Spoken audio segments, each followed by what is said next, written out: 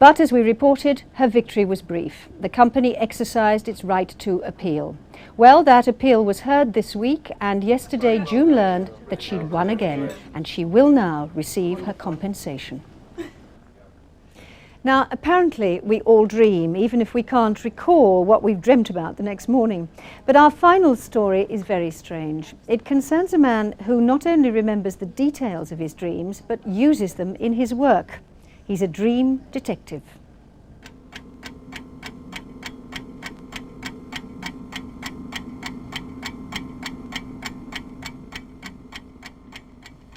There's a man in there who says he can dream the future. He's dreaming now. Hope it's about the lottery. Lucky numbers aren't normally Chris Robinson's thing. He tends towards the darker side of life. Chris claims to foresee in his dreams death and destruction before it happens. Like the crash that killed 3 RAF crewmen. A freak accident when 4 railmen died. The IRA car bomb that killed MP Ian Gow. And a mid-air collision at an air show.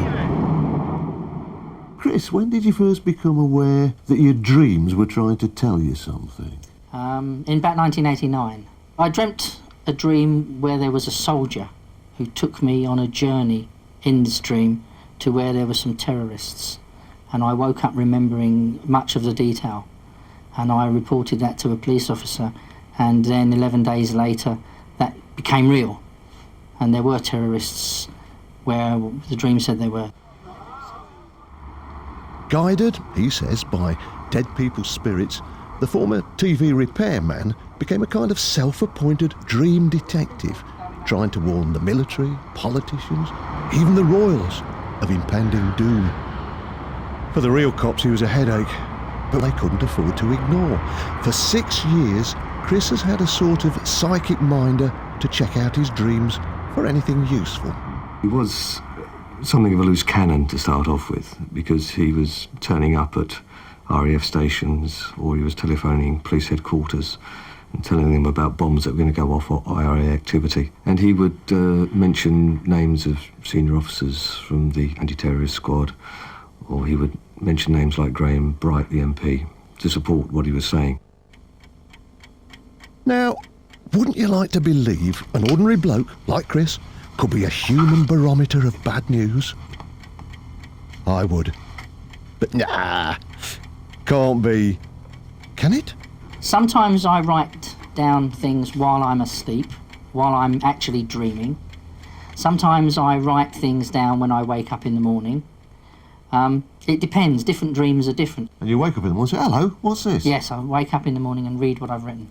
So I might read Dogs in the Park, and when I think, yes, Dogs in the Park, close my eyes, I'll remember what the park looked like, and I think, oh yes, and there was a car there, and there was a church on the corner. And But when you dream Dogs in the Park, Chris, it's not really a warning about dogs in the park, is it? No. It's coded. Dogs are a code for terrorists in my dreams.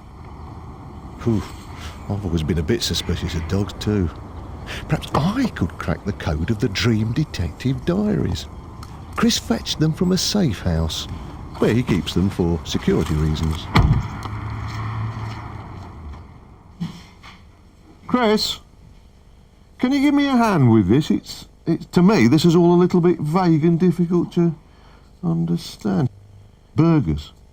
Yep. Rocket again. Anything to do with burgers means people will be injured. It's meat. Oh dear. Yes. Could be Hendon. Oh well. Yes.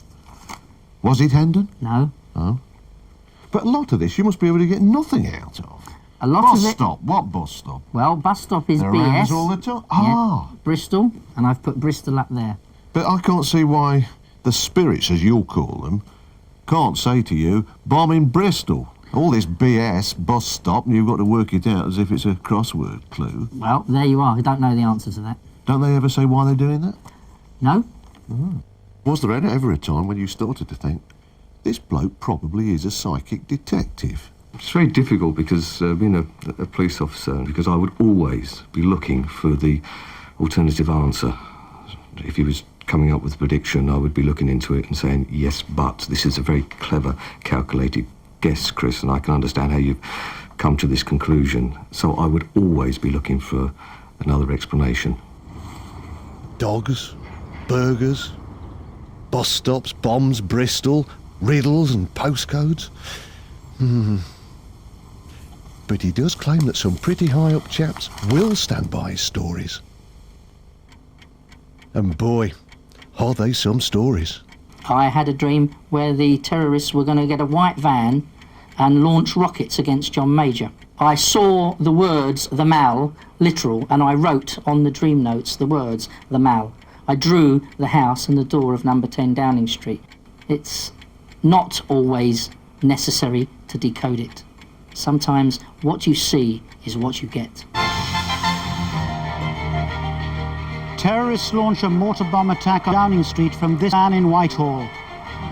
As the War Cabinet meeting, 3 missiles landed within yards of number 10, one in that garden. Spot No on. one was injured. Chris says he'd alerted John Major's The Prime parliamentary Minister's first private reaction, secretary, we'd Sir better Graham start Bell. somewhere With else. those Defence details, secretaries a month advised, before, don't look. The bombs were in the morning. I was in the bath, washing my hair with shampoo, and the phone rang. When I answered it, it was Sir Graham Bright, and he asked me what he could do to help. He claims he got out the bath about an hour after the bomb went off, knowing it had gone off, the rockets went off, and it was you phoning him. And you said, "You were right all along. I believe everything you've told me." That must have been a vision. It certainly wasn't me. It was later in the day when I had a phone call from Chris that he said, I've been trying to get hold of you because I had a vision this morning that Downing Street was going to be attacked. Now, that's the closest he got, but that was a good 4 hours after the event. Do you believe that Chris actually has any psychic powers at all? He may well do. He may well do. I would not dismiss him. All I'm saying is that he never ever told me of anything before it happened. Not a very effective detective. Maybe it's just dogs, burgers, and a dash of hindsight after all. When he did start to send you his dreams, did you think this is probably a nutter? Yes. Did you also possibly think this bloke's going to be a bit of a nuisance? Yes. There are times when I could well have done without it, yeah. But were there ever any events in your 6-year association with him that you thought, I can't explain that? Yes. He'd contacted me by phone and asked me to look at some dreams that he'd been having over the previous few nights. In particular, there was one where there were fireworks in the sky and there were crowns descending.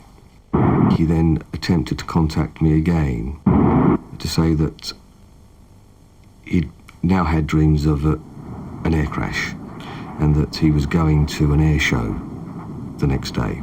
And it was at the time that the 2 Russian jets collided in the sky, which caused an explosion, which was his fireworks in the sky, and the 2 pilots bailed out and came down on parachutes, and he later said, well, this was obviously what he saw, the descending crowns were in fact the 2 descending parachutes. Well, that sounds as if he did predict something, and he got it right. I have to accept that there are things that Chris has said to me that I don't have an explanation for. Now, whether that's a coincidence or whether he does have any power, I don't know.